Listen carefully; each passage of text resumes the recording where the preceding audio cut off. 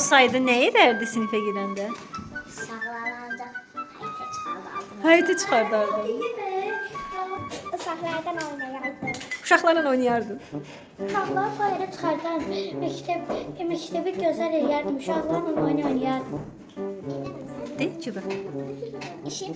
Mən müəllim olsaydım sınıfa girsəydim, şaşaqlar deyirdim ki, şaşaqlar durun ayağa, işte salam, laşək, sonra da həyətə çıxardık, sonra da gələrdik, öyrənərdik dərsimizi, sonra da olsaydım müəllim, Aha, nə edərdin?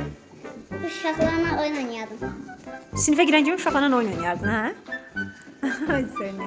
Akif, sən nə edərdin müəllim olsaydın sinifə girəndə? Uşaqlar bayıra çıxartmalıydı, sonra gəlib